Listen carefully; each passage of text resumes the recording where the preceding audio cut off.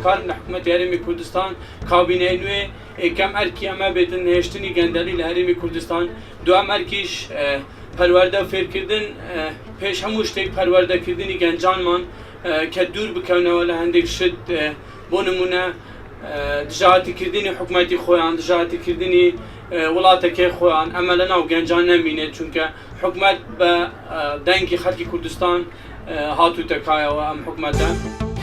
من وەکو گەنجێکی خەڵکی کەرکووک حەزەکەم لێرە پێیان بخۆم بە حکوومەتی کوردستان بگەێنم بۆ حکوومەتێک کەوا چەندە ساڵە خزمەت بەم وڵاتە ئەکات، دەستخۆشییان لێ یەکەم، بەڵام هێشتا زۆر شت ماوە بۆ گەنجان بکرێت. زۆرێک لە گەنجان سەفەریان کە بۆ دەرەوەی وڵات و ڕۆیشتن، کەسیان لێرە نەمان، زۆربیان لە ئاوی ئیجە و لە ئاوەکانی تراخن کاون. پێویست ناکات ئەم گەنجانە بڕۆن، هەمومان بای ئەوە ناخۆشی دەبینین. پێویستە خۆمان هەوڵ بدەین، حکوومەت هەوڵ بدا لەگەڵمان. بەنسبەت ڕێککەوتنی حزبەکان لەگەڵ یەکتر پێویستە زوو ڕێککەوت لۆ ئەوەی کورد چیتر زیانی بەرنەکەوێت.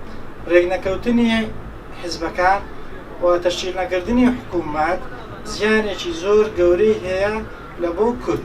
پێویستە هەتا زۆر ڕێککەون، واز لە بەرژەوەندی حزبایەتی بینن، پێویستە بگەڕێنەوە سەر بەرژەوەندی میلەتی کورد بەتەنیا.